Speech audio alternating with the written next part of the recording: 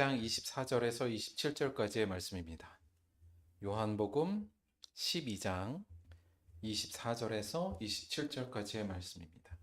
신약성경 167페이지 요한복음 12장 24절에서 27절까지의 말씀.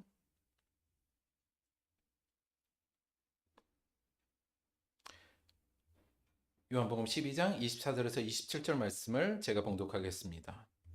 내가 진실로 진실로 너희에게 이르노니 한 알의 밀이 땅에 떨어져 죽지 아니하면 한 알 그대로 있고 죽으면 많은 열매를 맺느니라. 자기의 생명을 사랑하는 자는 잃어버릴 것이요 이 세상에서 자기의 생명을 미워하는 자는 영생하도록 보존하리라.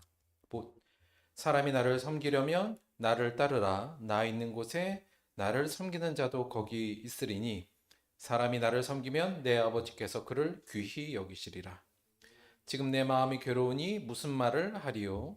아버지여 나를 구원하여 이 때를 면하게 하여 주옵소서. 그러나 내가 이를 위하여 이때에 왔나이다. 아멘. 오늘은 요한복음 12장 24절에서 27절 말씀을 중심으로 해서 삶의 의미, 예수님의 길, 이런 제목으로 하나님의 말씀 함께 상고하도록 하겠습니다.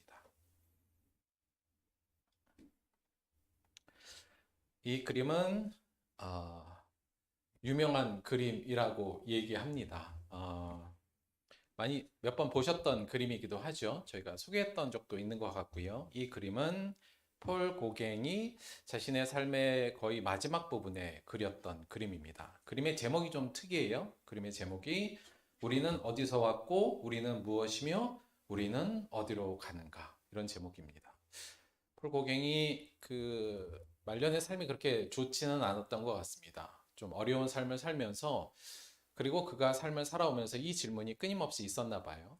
이 그림은 이거에 대한 답을 준다기보다는 이 질문 자체를 제기하는 것에 의의가 있는 것으로 알고 있습니다. 오른쪽에 보면 이제 아이가 태어나고요. 맨 왼쪽에 보면 노인이 죽음을 앞에 두고 괴로워하는 모습으로 전개되어 있죠. 대체 우리의 삶은 뭐고, 우리는 대체 어디서 왔으며 우리는 무엇이고 대체 어디로 가는 것인가, 아주 근원적인 질문에 대해서 질문을 제기하는 그림으로 우리들에게 유명한 부분입니다. 나는 무엇이고 대체 이 세상은 무엇인가? 우리가 태어나서 어느 순간 봤더니 이 우주 안에 우리가 이 세상이라는 곳에 살고 있고 나도 이 세상에 나와 있는데 대체 나는 뭐고 이 세상은 무엇인가? 이 기원에 대한 질문은 이성적으로 우리가 이성이 발달한 이후에 인간 누구나 품어야 할 질문이기도 하고요. 또 이 질문 앞에 언젠가는 우리가 맞닥뜨리게 된다고 생각합니다. 안타까운 것은 요즘에는 이런 질문에 대해서 우리가 예수를 믿든 안 믿든 간에 사유할 수 있는 시간들이 별로 없는 것 같아요. 워낙에는 좀 청소년기, 우리 어느 정도 이성이 발달할 시기에 충분히 대체 나는 무엇이며 이 세상은 무엇인가, 이런 질문들을 우리가 스스로에게 던질 수 있도록 유도해주고 어른들이 좀 그런 시간을 청년들이 많이 가졌으면 좋겠는데, 워낙 그냥 그쵸, 경쟁 사회에서 그냥 어떻게든 입시 등등 해서 또 그거 끝나더라도 먹고 사는 게 바빠서 우리 인생에 이런 질문을 던지는 일이 별로 없는 것 같습니다. 그러나 이 질문이 중요한 이유는 이 질문에 대한 답을 통해서 우리는 대체 삶이 무엇이고 우리가 살아간다는 게 무엇이며 어떻게 살아야 하는가에 대한 답을 얻을 수 있기 때문에 그렇습니다. 만약에 우리가 이 답을 없이 그냥 산다면 그야말로 언젠가 우리의 인생의 말에선 정말 인생이 허무하구나라고 느낄 수밖에 없거든요. 대체 내가 왜 사는 건가? 그리고 대체 어떠한 모습으로 내가 살아야 되고 어떠한 방식과 태도로 살아야 되는가를 결정하는 데 있어서는 이 기원의 문제, 대체 나는 무엇이고 이 세상은 무엇인가를 명확히 할 때 이 부분이 가능하기 때문에 그렇습니다. 워낙에는 저희가 아무리 좀 삶이 바쁘더라도 이러한 질문 앞에 스스로가 좀 깊은 사유를 할 수 있는 시간들을 좀 많이 가졌으면 좋겠습니다. 그래서 결국 우리 이 기원에 대한 문제는 굉장히 중요한 문제인데요. 우리가 신앙적으로도 이 부분은 매우 중요한 부분이라고 할 수 있습니다. 그래서 나는 무엇이며 대체 이 세상은 무엇인가를 우리가 규정하고 스스로, 또는 그 답을 찾고 거기에 합당하게 삶은 무엇이며 어떻게 살 것인가를 잘 그 해답을 우리가 찾아나가는 것이 이 세상을 정말 잘 살 수 있는 방법이거든요. 그래서 지난 시간에도 우리가 기원에 대한 문제를 좀 말씀을 좀 드렸고요. 이 부분을 조금만 더 지난번 내용을 종합해서 약간 다시 한번 좀 정리를 해볼까 합니다. 세상과 나의 기원, 대체 나는 무엇이고 이 세상은 무엇인가에 대한 부분이요. 지난주에 말씀드렸습니다만 그동안 우리가 약간 이 구도로 이 부분을 신앙적으로 많이 봐왔어요. 다시 말하면 창조론 대 진화론. 창조론은 성경이고요. 진화론은 이제 과학. 요 대립 구도 속에서 우리가 그동안 저도 그렇지만 많은 교육을 좀 받아왔었죠. 그런데 지난주에 이 부분이 좀 문제 있다는 문제 제기를 좀 말씀드린 바 있습니다. 잠깐만 다시 정리를 좀 드리자면 우리가 일반적으로 성경을 통해서 배우는 창조론의 내용은 이 부분이죠. 창세기 1, 2장에 대한 내용을 통해서 이 세상이 단기간에 창조되었고 6일 동안이요.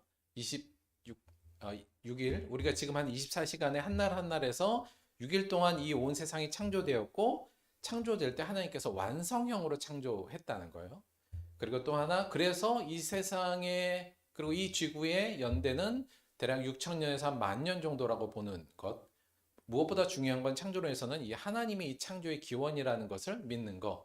이게 그동안 우리가 쭉 생각하고 또 믿어오고 또 그렇게 간직했던 부분이라는 말씀을 좀 드렸습니다. 그런데 진화론은 진화적 방식 혹은 좀 더 폭넓게 얘기해서 우주론과 생물학에서 이야기하는 전체적인 진화의 내용, 이 과학 이론에 보면 지구는 이 세상은 장시간에 의해서 형성된 것으로 이야기하고 있고요. 굉장히 오랜 시간이요. 또 하나 완성형으로 된 게 아니라 작은 것에서도 점진적으로 발전됐다고 보는 거고요. 그러므로 통해서 이 진화론, 지질학을 포함한 이런 과학에서는 온 우주의 나이를 현재 138억 년으로 보고 있고 지구의 나이를 대략 한 46억 년, 그리고 생명의 발생을 한 35억 년 전 이렇게 바라보고 있다는 거죠. 6천 년과 어마어마한 차이를 내고 있는 상황이죠. 그러나 이 진화론적 입장은 과학적 입장은 그 기원은 불명확하다. 대체 왜 시작됐는지는 잘 모르겠다라는 것이 과학적 입장이라는 말씀을 드렸습니다. 굉장히 차이가 깊잖아요. 여기는 단시간이고 장시간이고 여기는 완성형이고 점진형이기 때문에 그간 창조론 우리 교회 안에서도 이 창조론과 진화론을 갖고 굉장히 많은 어떤 갈등이라기보다는 실제로 우리 신앙인들은 갈등을 많이 좀 겪었던 것 같습니다. 왜냐하면 교회에서는 이렇다고 배웠는데 또 학교에 가면 당연히 과학적 내용을 배우기 때문에 거기 가서는 또 그건 아니라고 스스로 부정하고 교회에 와서는 또 이거라고 창조론을 믿고 이런 약간의 부조화가 있고 그 과정에서 오히려 신앙이 좀 더 붕괴되는 일도 많이 있었다. 이 말씀을 좀 드렸고요. 결국 창조론을 우리가 이렇게 생각하는 것은 창세기 1, 2장에 대한 사실 문자적 해석 때문에 그렇다라는 말씀을 드렸고요. 세상에서 혹은 과학에서 이 진화론적으로 이 세상의 기원을 설명하는 것은 대표적으로 이 빅뱅 이론과 진화 이론, 물론 여기엔 지질학과 인류학 모든 게 다 포함됩니다만 이런 이론들을 통해서 이러한 이야기를 하고 있다. 저희가 이렇게 좀 정리를 했어요.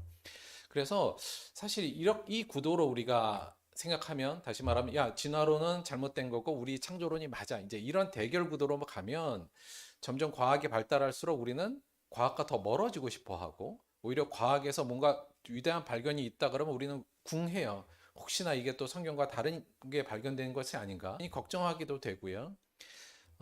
가장 문제시 되는 것으로 말씀드렸던 것은 이 과학에 대한 부정이 결국 세상과 우리의 신앙을 분리시키는 것, 그리고 세상 속에서 우리를 고립시키는 문제가 발생한다는 말씀을 지난주에도 좀 문제 제기로 드렸고요. 그리고 두 번째 생각해 볼 것은 이 부분에 대해서 성경의 문자적 해석의 문제점과 한계.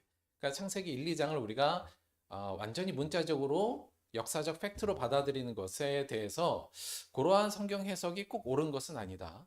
지난번에도 말씀드렸지만 성경은 다양한 장르도 있고 다양한 요소도 있고 또 이게 3,500년 전 대략 그 정도에 쓰여진 글이기 때문에 그 당시에 사람들의 지식의 한계와 그 다음에 사람들의 문화적 요소들을 다 파악하고 거기에 맞게 우리가 좀 해석하는 것이 필요하다는 말씀을 좀 드렸습니다. 사실 이 문자적 해석으로만 1, 2장을 보자면 사실은 자체적인 모순도 꽤 많아요. 우리 창세기에 보면 창세기 1장과 2장의 사실 창조 순서도 자세히 보면 서로 다르게 표현되어 있고요. 우리가 흔히 하는 그 질문 있잖아요. 대체 가인은 왜 누구를 무서워한 건가? 가인이 아벨을 죽이고 도망갈 때 사람들이 나를 죽이면 어떡할까를 걱정했죠. 대체 아담 하와와 가인 아벨로 이어진 이 계보 속에서 가인은 대체 누구를 두려워한 것인가? 이런 문제들도 있습니다. 물론 문제적 해석 안에서의 그 해답도 물론 뭐 답도 있긴 있습니다만 아주 설득적인 답은 되지 않거든요. 그래서 우리가 성경을 이렇게 문자적으로만 해석하지 않고 이 부분을 전체적인 것을 고려해서 종합적으로 보자면 사실은 큰 문제가 없는데 이런 문자적 해석이 오히려 창조론, 지금 우리가 배웠던 이 단기간의 창조를 우리 안에 강화시킬 수는 있습니다만 더 나아가서는 성경 전체를 문자적으로 보려고 하는 성경 해석의 문제에 있어서도 문제를 좀 발생할 수 있다. 이렇게 문제 제기를 좀 했었고요.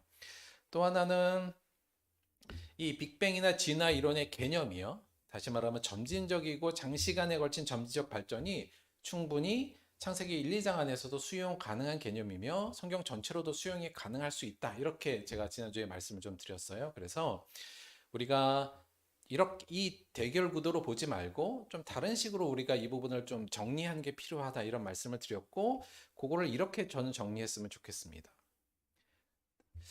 요거예요. 다시 말하면 창조론 대 우연론으로 나누는 겁니다. 그러니까 여기서의 창조론은 하나님이 이 세상을 만들었다는 그 부분이고요. 여기 진화론을 우리의 대결 상대로 두는 것이 아니라 대결 상대라기보다도 좀 이제 다른 입장을 보자면 이걸 저는 그냥 우연론 이렇게 붙였고요. 이걸 이제 무신론이라고 이야기할 수 있을 것 같아요. 이게 이렇게 됐을 때 이 둘은 대립하는데요. 이 대립의 중간 내용은 같이 공유할 수 있다는 겁니다. 다시 말씀드리면 현재 여간 이 세상의 기원에 대해서 이 세상이 어떻게 여기까지 왔냐에 대해서 우리가 과학적 이론을 물론 그 과학적 이론이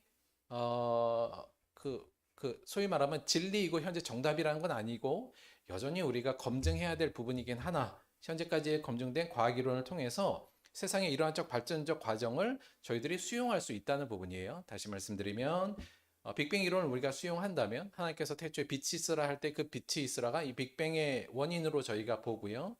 빅뱅을 통해서 세상이 폭발적으로 만들어졌고 그를 통해 다양한 오랜 시간을 통해서 이 온 우주가 형성되고 그 중에 지구라는 별이 형성이 되었고 대기가 생기고 그 안에서 생명체가 생겨났고 그것이 진화하여 발전하여 각 종으로 분화되었다는 이 이론이죠.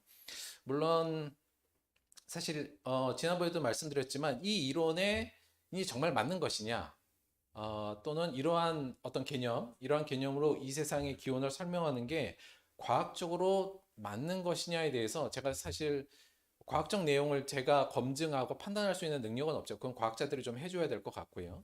과학자들도 여전히 이 이론에 대해서 검증하고 있고 여간 그 검증의 결과는 현재까지는 이 부분이 가장 우세한 설로 나와 있기 때문에 저희가 이렇게 받아들일 수도 있다는 얘기입니다. 개인적으로는 이게 지난주에도 말씀드렸지만 성경 1, 2장과의 정합성에도 큰 문제는 없고요. 저 개인적으로 보면 이게 하나님이 운행하시는 방향하고도 사실 굉장히 비슷한 면이 있습니다. 이러한 식의 어떤 모습이요. 예를 들면 하나님께서 일하시는 모습이 늘 그랬죠. 아브라함에게 한 사람에게 약속하시고 전 큰 이스라엘의 민족을 이루어가는 부분도 작은 아브라함 한 사람으로부터 큰 이스라엘의 민족을 만들어 가시는 장면도 그렇고요. 물론 그 기간도 단기간에 하나님이 내 백성 나를 따른 무리를 만들겠다 이렇게 해서 그냥 수만 명을 탁 만든 게 아니라 아브라함을 통해서 대략 한 500년의 시간을 거치면서 하나님께서 이스라엘 백성을 만드시고 그들과 계약을 맺으시는 부분도 그렇고요. 또 예수님의 구약 예언서에서 예수님을 예언하는 장면이 대략 한 BC 7세기, 8세기부터 나온다고 본다면 예수님에 대한 예언의 씨도 그것이 발현되는 데는 한 7, 800년 걸리거든요. 예수님이 또한 예수님의 한 분을 통해서 오늘날 하나님의 나라가 이렇게 점진적으로 발전하는 것도 이러한 어떤 패턴, 점진적인 발전과 굉장히 패턴이 좀 유사하다고 볼 수 있고요. 사실 오늘날 이 세상의 자연의 현상을 봐도 이러한 게 대부분이지 않습니까? 작은 씨앗이 땅에 묻혀서 어마어마한 나무로 자라는 이 부분도 점진적이고 처음에는 별거 없지만 거기에 하나님의 능력으로 큰 것으로 형성되는 부분, 남녀의 작은 세포가 만나서 어마어마한 우리와 같은 오늘날 작은 소우주라고 할 수 있는 인간이 만들어지는 원리도 사실 좀 비슷하고요. 그래서 성경적인 정합성이나 현재 우리가 보는 하나님이 이 세상을 운영하시는 여러 가지 방식, 또 하나님이 일하시는 방식이 이러한 빅뱅 이론이나 진화 이론의 큰 개념을 받아들인 데는 별 무리가 없다. 물론 자세히 들어가면 저희가 좀 배격하고 받아들일 수 없는 부분도 분명히 있습니다. 그러나 전체적인 개념으로 볼 때 우리가 이러한 빅뱅 이론이나 진화 이론을 통해서 이 세상의 형성 과정을 이해하는 데는 큰 무리가 없겠다. 근데 어디서 차이가 나냐면 사실 여기 이 이론들 중에서도 사실 굉장히 중요한 부분에 다시 말하면 과학적으로 볼 때는 이건 잘 모르겠어 하는 부분이 굉장히 많습니다. 특히 우리가 봤듯이 대체 빅뱅은 그럼 왜 일어났느냐부터 시작해서 지난번에도 말씀드렸지만 지난번에 그 최재천 교수도 얘기를 했지만 대체 생명이 왜 무기물에서 어떻게 유기물 생명체가 태어났냐에 대해서는 모르는 겁니다. 그래서 그리고 그 중간중간에 종의 분화도 마찬가지고 또 빅뱅 일원에서의 우주에서도 모르는 것들이 아직 굉장히 많거든요. 그 부분에 대해서 이 우연론의 입장은 이 과학적 이론을 수용하면서도 그 부분을 어떻게 보는 거냐면 이건 우연의 연속이라고 보는 겁니다. 우연히 어쩌다 보니까 그렇게 됐어. 사실 그런데 이러한 수많은 우연들이 합쳐져서 오늘날 이러한 세상이 만들어지고 내가 여기 존재한다고 믿는 데에는 사실 굉장히 어려움은 있습니다. 왜냐하면 이 우연의 연속이라는 확률이 뭐 정확하게 우리가 그 확률을 계산할 수는 없습니다만 거의 불가능에 가까운 확률이거든요. 그런데 왜 우연론, 무신론자들은 그걸 믿냐면 이 기간이 워낙 길어요. 다시 말하면 136억 년, 뭐 46억 년 이러잖아요. 이 기간을 늘리면 사실은 확률은 높아질 수밖에 없지요. 그래서 이렇게 기니까 이 우연이 언젠가 하나는 되었을 수도 있어. 이제 이렇게 믿게 되는 거거든요. 그래서 이 한편은 이 부분을 받아들이면서 이 한편으로는 이것이 우연의 연속이라고 받아들이는 것이고요. 우리는 이 부분에 있어서 이 모든 부분이 하나님의 말씀과 하나님의 섭리에 의해서 모든 순간순간이 하나님의 인도로 창조되었다. 이렇게 보는 겁니다. 그래서 저는 이렇게 보는 창조론을 많이들 진화론적 창조론 이렇게 부르지만 저는 점진적 창조론 뭐 이렇게 봐도 그게 조금 더 적당하지 않나 이런 생각을 좀 갖고 있어요. 그래서 우리가 너무 이 단기간의 창조, 이 문자적 해석을 통해서 그것만 고집할 필요는 없다. 충분히 이렇게 세상의 과학적 이론을 받아들이면서도 충분히 우리의 창조론을 이야기할 수 있고 대화할 수 있다는 부분을 말씀을 좀 드렸던 것 같습니다. 이제 여하간 뭐 단기간 창조든 뭐 이런 점진적 창조와 간에 사실 우리가 인간으로 태어나서 크게 보자면 이 두 가지 중에 하나는 선택해야 됩니다. 뭐에 대해서요? 나의 기원과 세상의 기원에 대해서. 즉, 이 세상은 뭐고 대체 나는 여기 왜 있는 거야? 나는 뭐야? 할 때, 우연론이다. 우연히 그냥 우리는 만들어진, 이렇게 이런 과정을 겪어서 만들어진 우리는 우연한 존재라고 해석하고 규정하고 그것을 나에게 선택으로 받아들이는 방법이 하나 있고요. 아니다. 창조론, 하나님이란 분이 이 세상과 나를 창조하시고 만들으셨다라는 이 두 가지 입장 중에 사실 우리는 한 가지를 결정할 수밖에 없는 상황이라는 겁니다. 물론 창조론 중에서도 스펙트럼이 많고요. 우연론, 무신론 중에서도 스펙트럼이 많습니다만 크게 보자면 이 둘 중에 하나는 결정해야 되는 거죠. 살다 보면 결국은 이 둘 중에 하나는 내가 규정을 하고 나의 기원과 세상의 기원을 설정하고 거기에 합당하게 내 삶을 어떻게 살 것인가를 만들어야 된다는 거죠. 그래서 이 두 가지는 어쨌든 내가 예수를 믿던 안 믿던 간에 여하간 두 가지는 인간으로서 이 땅에 왔으면 분명히 우리가 고민하고 선택해야 될 문제입니다. 무엇을 선택하냐에 따라서 어떠한 삶을 살지가 사실 굉장히 결정되기 때문에 매우 중요한 거죠. 감사한 것은 우리는 지금 창조론의 입장에서 이것을 우리가 규정하고 있는 겁니다. 저는 이 부분이 개인적으로는 훨씬 더 설득적이고 이성적이며 진실이라고 믿습니다. 많은 분들이 그렇게 믿었으면 좋겠어요. 그러나 그렇지 않은 것도 우리가 존중할 수는 있다고 봅니다. 자, 그러면 이 각각의 입장에 따라서 우리의 삶의 의미가 어떻게 달라진지에 대해서 한번 생각해 보도록 할게요. 첫째, 이 부분도 한번 생각해 보죠. 만약에 우연론, 이걸 제가 유물론적 무신론이라고 표현을 했는데, 내가 그냥 우리는 다 우연히 만들어진 사람으로서 내가 유물론적 무신론을 갖고 있다라고 하는 것, 만약 그렇게 결정을 할 수도 있지 않습니까? 사람이. 요 유물론적 무신론을 조금만 더 정리를 하자면 이 세상은 물질이 근본이며 우리의 마음과 생각은 오히려 이 물질의 산물이라고 보는 겁니다. 유물론이라는 게 물질이 모든 것의 근원이라고 보는 거거든요. 우리가 파악할 수 있는 물질이. 따라서 이러한 마음을 갖고 있고 이렇게 근원을 생각하는 사람은 신은 존재하지 않는다고 봅니다. 그렇게 믿는 거고요. 또 그리고 이 종교는 신은 인간의 한계와 두려움이 투영된 허상이라고 보는 거죠. 지금 대부분의 이 땅을 살아가는 사람 중에 하나님을 믿지 않고 혹은 신이 없다라고 생각하는 사람들이 가장 많이 견지하는 입장 중에 하나라고 봅니다.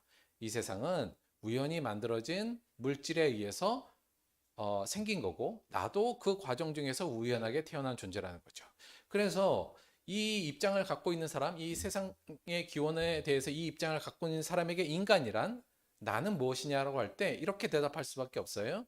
우연히 발생된 우주 속에서 우연한 생명의 진화로 형성된 우연한 물질적 존재가 바로 나라고 결정하는 겁니다. 뭐 이렇게밖에 대답할 수가 없죠. 이런 의식, 이렇게 선택한 이 기원에 대해서 이렇게 한 사람들은요. 그렇다면 이렇게 생각하는 사람들의 삶의 의미는 뭘까요? 만약에 여러분이 무신론자라면 대체 삶의 의미를 뭐라고 두면 될까요? 만약에 무신론자들에게, 그러니까 난 신이 없어, 그냥 모든 게 다 우연히 만들어졌고 나도 우연히 만들어진 존재라고 했을 때 그런 사람들에게 삶의 의미를 묻는 건 의미가 없습니다. 의미가 없어요. 왜냐하면 그분들은 이렇게 얘기할 겁니다. 삶의 의미와 목적은 없습니다라고 대답할 겁니다. 이게 맞아요. 그러니까 진짜 이렇게 믿는 사람들에겐 삶에는 특별한 목적이 없습니다. 우연히 만들어졌는데 무슨 목적이 있어요?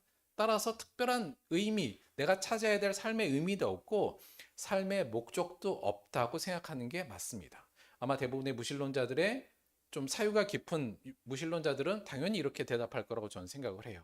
그리고 이분들은 이렇게 얘기를 하죠. 삶의 의미는 찾는 게 아니라 내가 스스로 부여하는 거야. 뭐 당연히 멋있는 말 같습니다만 뭐 어쩔 수 없어요. 삶에는 특별한 의미, 내가 의미 있게 창조되었거나 목적 있게 창조된 게 아니기 때문에 그냥 내가 우연하게 이 땅에 왔으니까 내 스스로가 이 삶에 의미를 부여하는 게 맞아. 이렇게 보는 거죠. 저는 이게 합당한 생각이라고 봅니다. 무신론자들에게 있어서는. 그러면 이분들은 대체 어떻게 살아야 된다고 실제적으로 생각할까? 좀 고민을 좀 해봤는데요. 이 시대에 가장 유물론적 무신론자로서 좀 대중들에게 많이 알려져 있는 인물이 누구냐면 제가 살펴봤더니 유시민 작가가 그런 것 같습니다. 제가 사실은 개인적으로는 유시민 작가를 좋아합니다. 예, 그 책도 좀 여러 권 읽었고요. 물론 그냥 사람으로서 유시민 작가를 그냥 좀 저는 좋아하는 편인데 이분은 제가 여러 가지 매체와 책을 통해서 봤을 때 무신론자입니다. 하나님은 없다고 생각하고 이 세상은 우연하게 만들어졌고 나 또한 그 우연하게 이 땅에 그냥 태어난 거라고 믿으시는 분이에요. 그건 본인의 자유니까 그렇게 그런 분인데 이분이 이제 어떻게 살 것인가라는 책을 냈습니다. 무신론자도 고민할 거 아닙니까? 이게 대체 어떻게 살아야 되느냐? 사유에 대해서 사유가 깊으신 분들은 당연히 생각할 건데 이분이 무신론자로서 제가 알기로는 무신론자로서 대체 어떻게 사는 것이 올바로 사는 것이며 잘 사는 것인가에 대한 자신의 견해를 밝힌 책이었어요. 여기에서 이 유시민 작가는 그럼 어떻게 살아야 되느냐 우리가 무신론자로서 이 세상에 우연하게 들어온 자로서 우리는 어떻게 살아내야 할 때 한마디로 이렇게 얘기하시더라고요. 예, 본성대로 살아라 이렇게요. 저는 이거 맞다고 봅니다. 내가 무신론자면 이렇게 얘기하는 게 맞다고 봅니다. 우연하게 태어났는데 우연한 내 본성을 가지고 살아가는 게 이렇게 이 땅을 살아가는 거다 이렇게 보는 게 맞죠. 그래서 사실 무신론자들의 입장에서는 이 땅은 어떻게 살까? 본성대로 사는 겁니다. 자, 근데 이분은 약간 좀 그러니까 이 본성대로 산다는 걸 크게 두 가지로 표현하셨더라고요. 첫째는 뭐냐면 이 본성이 뭐냐면 이분의 개념에서는 자기 중심적 이기적 본성이 있대요. 인간에게는. 그러니까 그냥 그대로 살라는 겁니다. 원래 그렇게 태어났는데 그렇게 만들어졌으니 그거에 따라서 사는 게 맞다. 그래서 이분은 그래서 놀고 재미를 추구하고 일하고 그 다음에 사랑하라. 여기서 사랑은 남녀 간의 사랑뿐만 아니라 우리가 삶에 있어서 필요한 그 사람 간의 그냥 사랑이에요.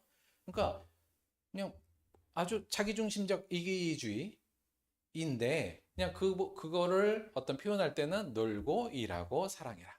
그렇게 사는 게 그냥 우연하게 만들어진 우리들에게 그냥 자연스러운 일이고 그렇게 사는 게 좋은 거다. 이렇게 표현을 하셨더라고요. 아마 제가 무신론자여도 이 부분에 저는 무신론자라면 동의할 것 같습니다.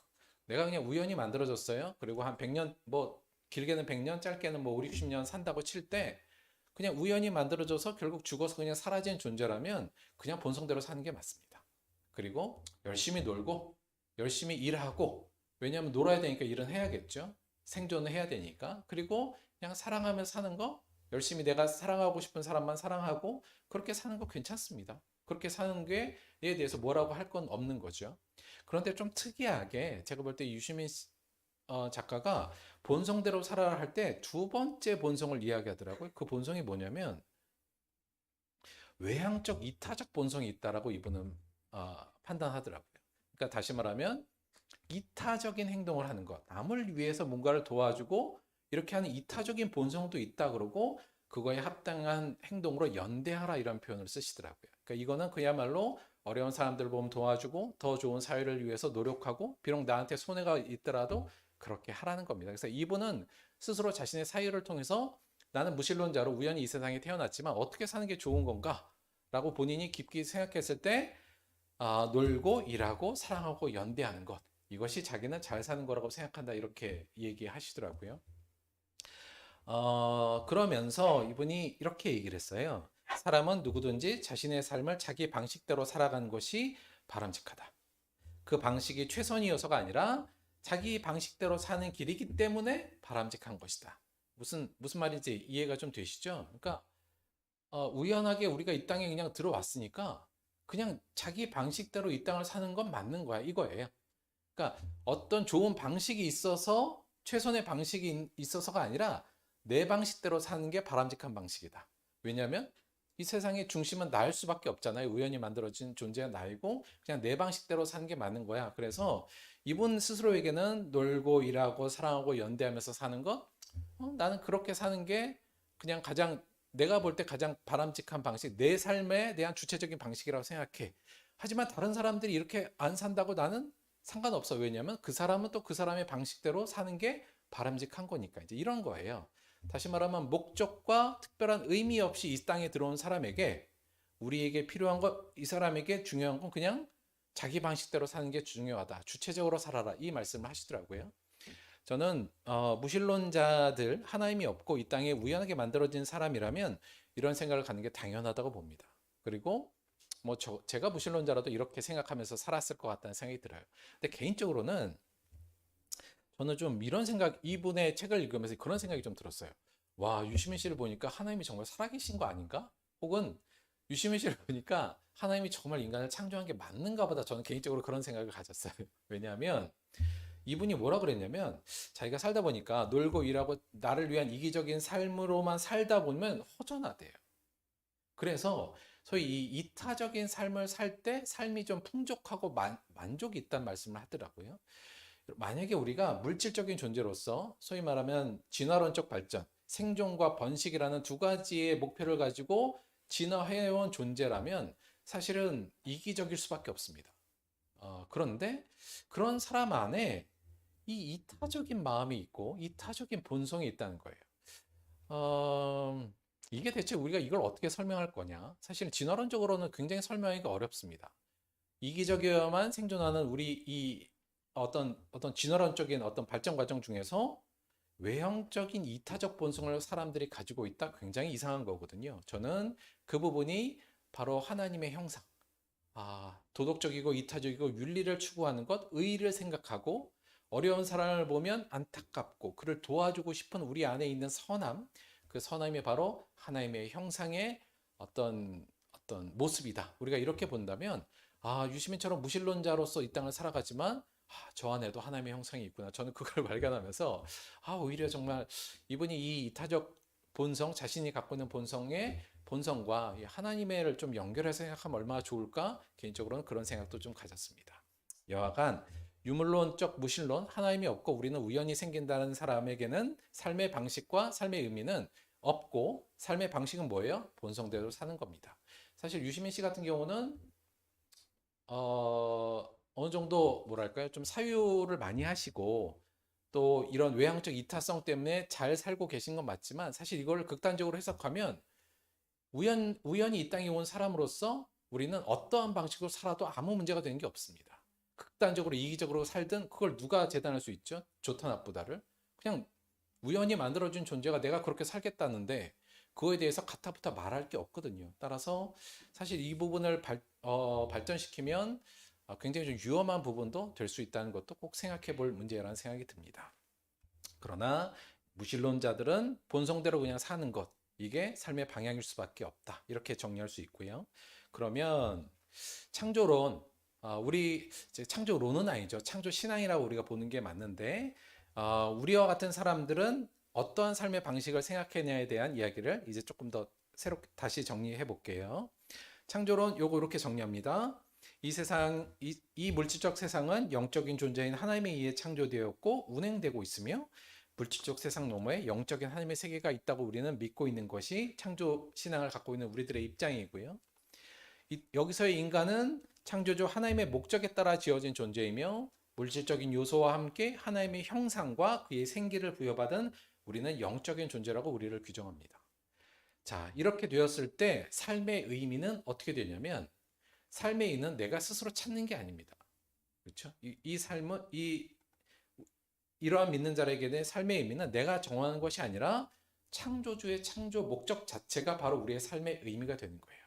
찾는다면 뭘 찾아요? 창조 목적을 찾는 겁니다. 창조주는 왜 나를 만드셨으며 이 땅에 나를 보내셨는가를 찾는 것, 그것이 삶의 의미가 되겠죠. 그래서 우리는 이 하나님의 창조 목적을 찾아서 성경을 공부하고 이것을 현재 정립하고 있는 겁니다. 우리가 그동안 많이 배웠습니다만, 자, 우리의 삶의 의미를 찾는 의미에서 우리의 창조 목적이 뭘까요? 하나님은 왜 우리를 창조하셨을까요? 우리는 어떻게 삶을 살아야 될까요? 그냥 한마디로만 규정하자면 무신론자는 뭐라고요? 본성대로 살아라면 창조 신앙을 갖고 있는 우리들의 삶의 의미의 핵심적인 건 뭐냐면 하나님의 뜻대로 살아랍니다. 이게 아주 차이가 아주 극명하게 나오는 거죠. 그러니까 우리는 이 땅의 삶의 의미를 어디에 두는 거냐면 하나님의 뜻대로 살아가는 것. 나를 만드신 내 주인, 이 세상 온 주인인 그 하나님이 나를 만드신 그 목적에 합하여 사는 것을 삶의 의미로 두는 것, 그것이 창조신앙을 갖는 사람들의 삶의 의미입니다. 한마디로 말하면 하나님의 뜻대로 살아라죠. 하나님의 뜻대로 살아라. 이거 조금 더 구체화해야겠죠. 이거 어떻게 하면 될까요? 크게 두 가지로 이렇게 얘기할 수 있습니다. 첫째는 너의 창조주를 기억하는 것, 이게 첫 번째. 전도서 12장 1절 말씀을 제가 그대로 가져왔는데요. 하나님의 뜻대로 사는 데 있어서 제일 중요한 것 첫 번째는 너의 창조주를 기억하는 겁니다. 우리를 만드신 창조주가 계시고 그분이 이 땅을 운행하시며 나의 삶 속에도 깊이 운행하고 계시다는 것을 믿고 고백하는 것. 그래서 하나님의 뜻대로 살기 위해서 필요한 건 첫째는 창조주를 기억하는 것. 조금 더 구체화시키면 이 말은 곧 내가 내 삶의 주인이 아니라는 것을 고백하는 거고요. 또 하나는 뭐냐면 창조주를 섬기고 그에게 순종하여야 한다라는 것을 기억하는 것. 이것이 바로 너의 창조주를 기억하라. 하나님의 뜻대로 삶의 첫 번째 내용이고요. 두 번째는 하나님의 뜻은 무엇인가에 대해서 우리가 그동안 끊임없이 이야기를 드렸어요. 서로 사랑하라. 요한복음 13장 4절에 나온 것처럼 세 계명을 주노니 서로 사랑해라. 이게 하나님의 뜻을, 하나님이 우리를 이 땅에 살게 하는 뜻이며 이 땅의 삶을, 우리의 삶의 의미라는 것을 성경은 이야기하고 있다고 볼 수 있습니다. 서로 우리가 사랑하라는 거 뭐일까요? 우리가 굉장히 얘기 많이 드렸는데 저는 이렇게 이웃들과 선을 긋지 말고 하나가 되는 것을 서로 사랑의 대표적인 내용이라고 많이 말씀을 드렸어요. 서로 간에 성별 혹은 계급, 인종 이런 선들을 우리 사이에 있는 많은 선들을 긋지 않고 오히려 그 선들을 지우면서 있는 자나 없는 자나 배운 자나 못 배운 자나 또는 인종적으로 다른 사람이나 누군가가 모든 사람이 다 그리스도 안에서 하나가 되게 하는 것, 이것이 서로 사랑의 굉장히 핵심적인 주제라는 말씀을 좀 드렸습니다. 그래서 우리는 어떻게 살아가야 되지? 우리의 삶에 어떤 의미가 있지? 이웃들과 선을 긋지 않고 하나가 될 때 우리의 삶에 의미가 있다. 그것이 곧 서로 사랑의 길이고 하나님 뜻이기 때문이다. 이 말씀을 좀 드렸고요. 요거와 함께 서로 사랑 안에 이 얘기도 꼭 있다고 아셔야 될 것 같습니다. 뭐냐면 부귀영화를 추구하지 않는 것이 서로 사랑과 굉장히 밀접한 관계가 있습니다. 그러니까 우리가 이 땅에 살면서 성공하고 잘 돼서 어떤 권력과 영광을 얻는 것과를 추구하지 않는 것이 사실 서로 사랑과 굉장히 연관이 있어요. 아니, 이웃끼리 사랑하는 것과 이게 무슨 연관이 있어요? 나도 부귀영화도 누리고 서로 사랑하면 되지 않습니까? 이렇게 질문할 수 있습니다만 깊게 들어가면 이 둘이 굉장히 연결되어 있고 하나님도 이것을 연관시켜서 얘기를 많이 하고 있다. 그래서 우리가 하나님 뜻대로 삶에 있어서 서로 사랑하라고 할 때 이 땅에 있는 부귀영화를 내가 추구하지 않는다도 동시에 같이 생각하셔야만 이 부분을 제대로 따라간다는 것을 꼭 따라갈 수 있음을 요것까지도 꼭 기억해 주셨으면 좋겠어요. 그래서 우리가 창조 신앙을 믿는 우리들의 삶의 의미는 그 창조 목적에 있으며 그 창조 목적은 하나님의 뜻대로 사는 겁니다. 그 삶의 내용은 뭐냐면 창조주를 기억하며 그분에게 순종하겠다는 삶의 태도를 갖고 사는 것이며 하나님께서 명령하신 서로 사랑을 추구하며 사는 것, 이것이 우리의 삶의 방향이고 의미라고 볼 수 있는 거죠. 저는 우리 모든 하나님이 이 땅에 세상을 창조하시고 나를 창조하셨던 걸 믿는 모든 분들이 이 삶의 의미를 같이 공유하며 가슴에 새기게 되기를 바랍니다. 이번 주가 저희가 고난주간이라고 부르는 기간이에요. 잠깐 설명을 좀 드리자면 고난주간이라는 게 예수님께서 십자가를 지신 그 날을 기점으로 해서 그 주간을 고난주간이라고 저희들이 기념하고 있습니다. 교회력으로 볼 때 그래요. 그래서 오늘이 종려주일이라고 불러요. 그래서 종려주일은 예수님께서 돌아가시기 며칠 전이죠. 며칠 주일에 예루살렘에 입성하실 때, 예루살렘에 오셨을 때 수많은 사람들이 종려나무 가지를 가지고 예수님을 왕으로 영접한 모습을 기념해서 종려주일을 이렇게 부릅니다. 그래서 교회력으로 보면 오늘이 종려주일이고요. 이번 주가 고난주간이고 이번 주 돌아오는 금요일이 성금요일에서 예수님께서 돌아가신 날, 십자가에 달리신 날을 기념하는 날이고 다음 주가 3일 후에 부활하신 예수님의 부활을 기념하는 부활주일이에요. 그래서 요 전체적인 요 한 주간을 저희가 고난주간이라고 부르고 교회에서는 많이 기념하고 있습니다. 저희들도 이제 이 고난주간의 첫날 종료주를 맞이하여서 우리가 고난주간에 대체 어떤 이야기를 해야 될지, 어떤 것을 생각해야 될지에 대해서 잠깐만 정리를 좀 해봤어요. 첫째는 뭐냐면, 일단 고난주간은 예수님의 삶의 의미와 방향을 압축적으로 볼 수 있는 기간입니다. 예수님께서 한 인간으로서 온전한 인간의 모습으로 이 땅에 오셔서 대체 어떠한 삶을 사셨는가를 압축적으로 볼 수 있는 기간이 이 고난주간의 기간이라고 볼 수 있고요. 그래서 이 날은 그런 데서 의미가 있고요. 두 번째는 그래서 고난주간을 지나면서 우리의 삶의 의미와 어떻게 살 것인가를 묵상하는 기간이 고난주간이라고 볼 수 있습니다. 예수님의 삶을 보면서 예수님은 어떻게 사셨고 나는 어떻게 살아야 될 것인가를 생각하는 기간이 고난주간이라고 볼 수 있다는 말씀이죠. 그것을 생각하기 위해서 우리가 이 부분을 꼭 생각해야 될 것 같아요. 대체 예수님은 왜 치욕적이고 참기 힘든 고난을 스스로 당하셨으며 십자가 죽음의 길로 가셨는가, 이 부분이죠. 자, 여러분, 예수님은 왜 그러셨을까요? 왜 이런 삶을 사셨을까요? 저는 두 가지로 이 부분 역시 두 가지로 볼 수 있다고 봅니다. 우리 여러분 이제 고난주간 지나시면서 아마 이제 그거 보통 많이 우리가 생각해요. 주께서 나를 위해서 이 고난을 받으시고 십자가에 돌아가셨으니 감사합니다. 이걸 저희들이 이제 보통 고백하지 않습니까? 고난주간에. 맞습니다. 예수님께서 이렇게 스스로 고난을 당하고 십자가의 죽음을 가신 이유는 일단 죄인된 우리를 사랑하사 죄에서 구원하기 위해서 이 길을 가신 거. 이게 첫 번째 이유겠죠. 그런데 요거보다는 저는 이 부분에 이번 주간에는 이 부분을 조금 더 기억하셨으면 좋겠어요. 뭐냐면 예수님께서 스스로 힘든 고난을 당하시며 십자가의 죽음을 가신 것은 물론 목적으로 보자면 우리를 살리기 위한 거였지만 근본적으로 보자면 그 행동과 그 삶은 창조주 하나님의 뜻에 순종하기 위해서였다는 것. 이걸 꼭 기억해 주셨으면 좋겠습니다. 예수님께서 이 길을 가신 것은 결국 근본적인 건 뭐냐면 바로 창조주 하나님이 그 예수님에게 부여한 삶의 목적이었으며 그분의 뜻이었기 때문에 그것을 순종한다는 자세가 바로 예수님의 고난주간의 그분의 삶을 우리가 설명할 수 있는 중요한 부분이라는 거죠. 그래서 이 두 가지를 가지고 우리도 우리의 삶을 어떻게 살 것인가를 꼭 기억하는 한 주가 되었으면 좋겠는데요. 이 부분을 좀 구체화할 수 있는 본문이 오늘 본문입니다. 말이 좀 길었죠.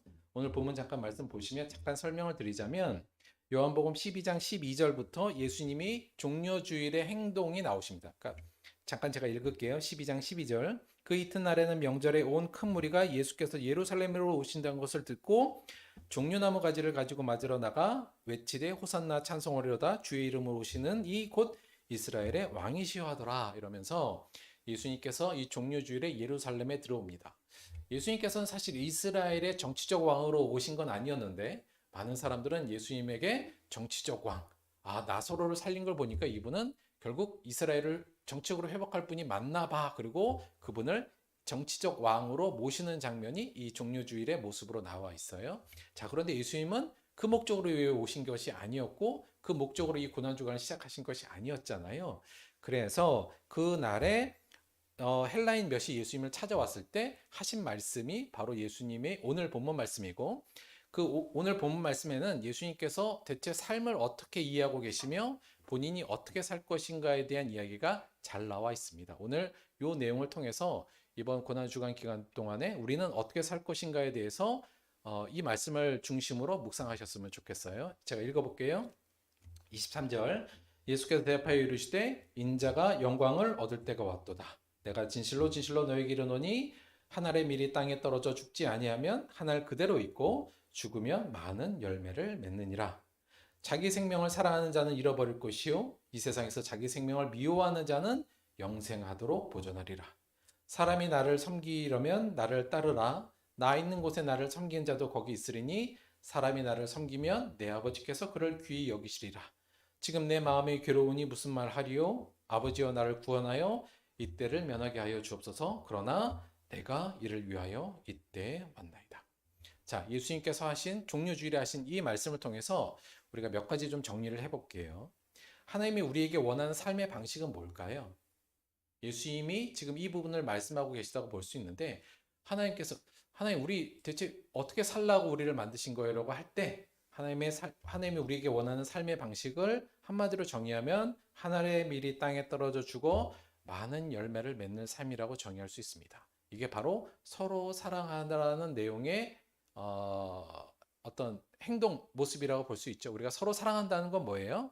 내 이웃을 내 몸같이 사랑하라, 자기를 부인하라는 것이 곧 이 말이죠. 곧 한 알의 밀이 땅에 떨어져 죽어 많은 열매를 쌓는 삶. 내 자신을 죽여 많은 하나님의 열매, 또 다른 열매를 맺는 것이 하나님이 우리에게 원하는 삶의 방식이고 그 방식으로 예수님께서 말씀하시고 고난주간은 바로 예수님이 그 가르치심을 실천하는 주간이었다고 볼 수 있거든요.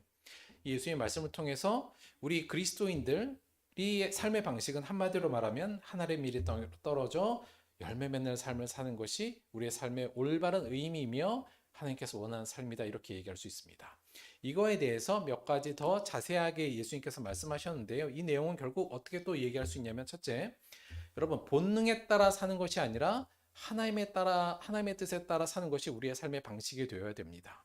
여기 오늘 24절에 보면 25절에 보면 자기 생명을 사랑하는 자는 잃어버릴 것이요. 여러분 자기 생명을 사랑하는 것이 본능적인 삶입니다. 그런데 그렇게 살지 말고 어떻게 살라고요? 자기 생명을 미워하며 살아라는 게 지금 예수님의 말씀이시죠. 이 얘기는 뭐예요?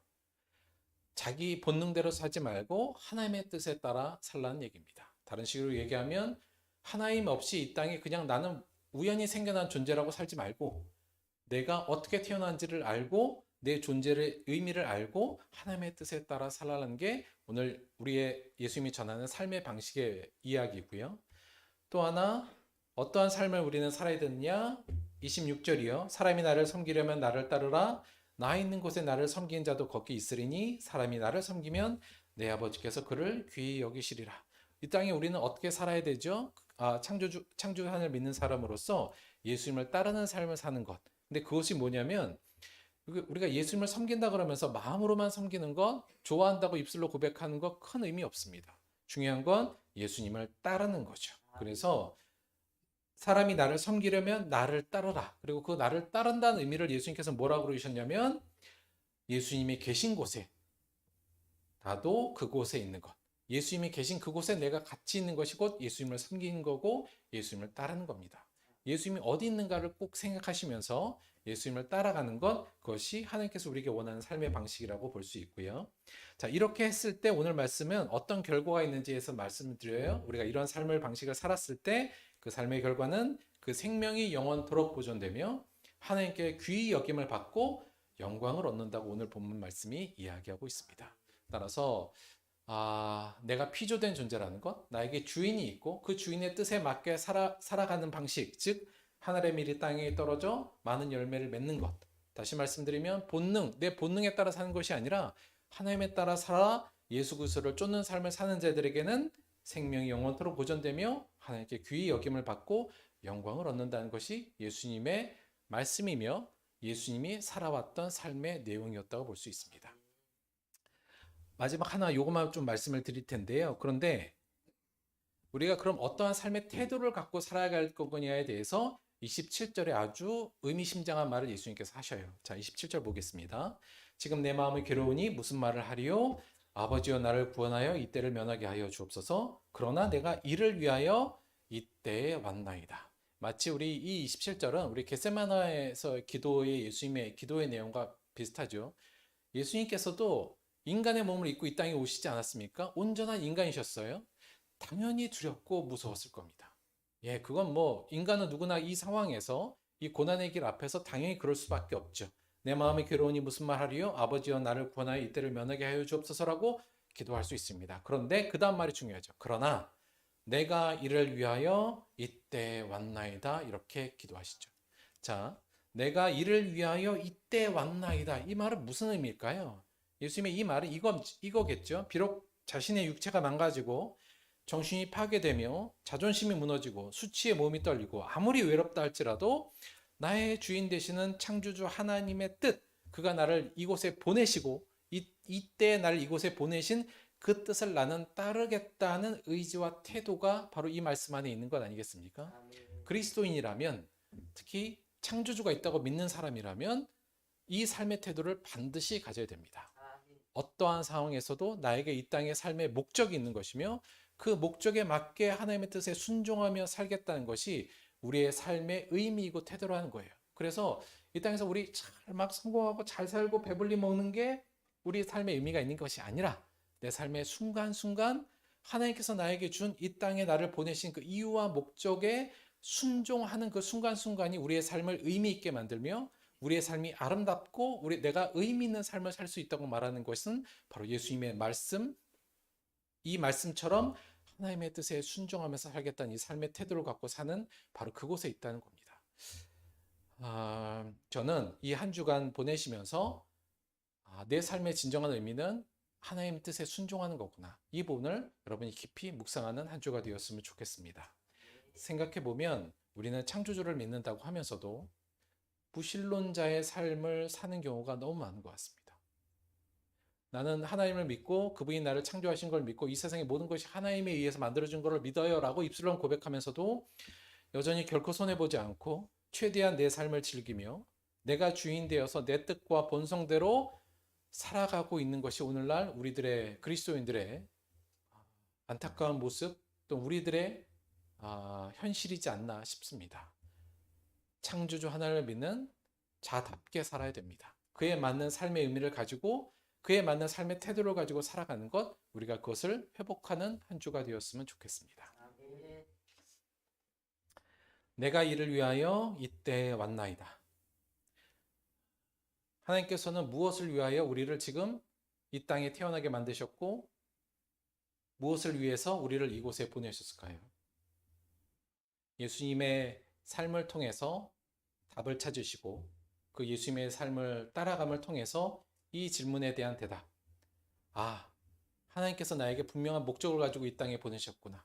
그 목적이 무엇이고 그 목적이 나에게 어떠한 의미가 있는지를 한 주간 동안 예수님의 삶, 예수님의 마지막 고난주간의 행보를 기억하시면서 함께 묵상하시면서 내가 이를 위하여 이때 왔나이다를 나의 고백으로 할 수 있는 저와 여러분이 되기를 주님의 이름으로 축원드립니다. 제가 잠깐 기도할게요.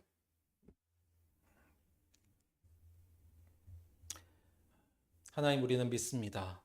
하나님께서 이 온 세상의 주인이시며 창조주이시며 우리를 만드시고 우리를 하나님의 목적과 의미를 갖추어 이 땅에 보내신 분임을 우리는 믿습니다. 주님, 우리가 이것을 믿는다고 하면서도 여전히 마치 하나님이 없는 자들처럼 이 땅을 살아가고 있는 것은 아닌지 되돌아봅니다. 주여 용서하여 주옵소서. 우리 안에 이 진리, 하나님이 진정으로 이 땅을 만드시고 나의 주인이며 나의 근원이라는 사실을 이 진리를 가슴에 묻고 우리가 마땅히 살아야 될 삶의 의를 찾으며 마땅히 살아가야 할 삶의 태도를 가질 수 있는 우리 될 수 있도록 인도하여 주옵소서. 무엇보다도 예수님이 그러셨던 것처럼 하나님의 뜻에 순종하는 것이 이 땅의 가장 귀한 삶의 의미를 깨닫고 실천하는 우리들 될 수 있도록 함께하여 주옵소서. 다시 한번 우리를 위하여 모든 고난을 감내하시고 십자가에 달리신 예수님의 이름으로 기도드렸습니다. 아멘. 자, 광고 말씀 여기까지 드리겠습니다. 그래서 저희가 다음 주는 부활주일이에요. 그래서 부활절 저희 예배 드릴 거고요. 다음 주는 아무래도 저희가 이제 부활절에는 성찬 할 겁니다. 그래서 다음 주는 성찬 예배로 부활절 예배 함께 드릴 거고요. 오늘 들밭 아카데미 마지막 시간입니다. 식사하시고 1시까지 오셔서 마지막 들밭 아카데미 잘 들어주시기를 부탁드릴게요. 오늘 점심 햄버거 준비했는데요. 소고기하고 치킨 요 2종류예요. 그래서 선호가 별로 없으신 분은 조금 기다렸다가 아무거나 드시고 난 이거 꼭 먹어야 돼 하신 분은 먼저 가셔서 잘 선택해 주시기 바랍니다. 헌금을 위해서 기도하고 주기도문 합독으로 오늘 예배 마치도록 하겠습니다.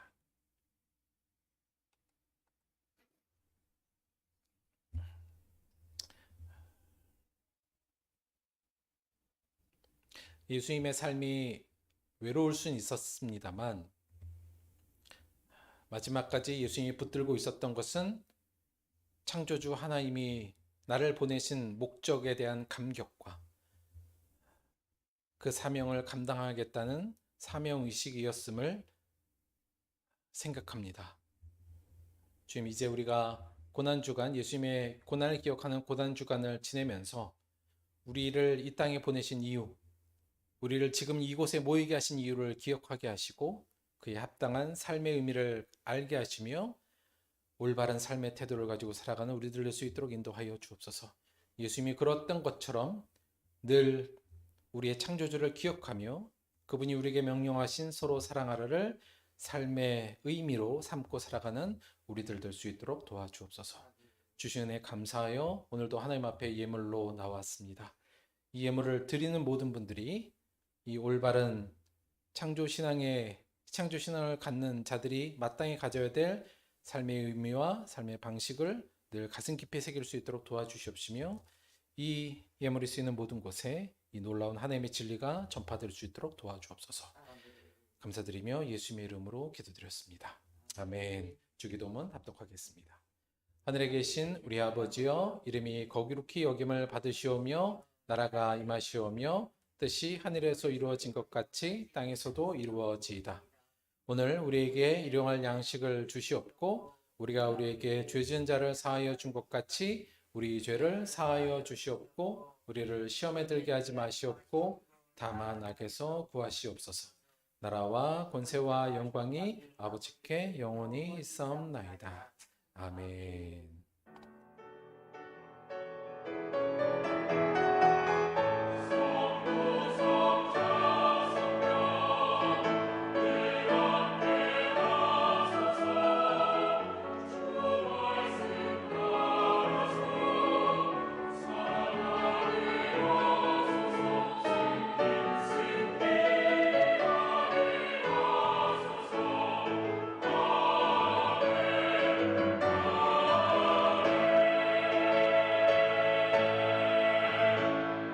하나님께 감사의 박수 드리겠습니다. 수고하셨습니다.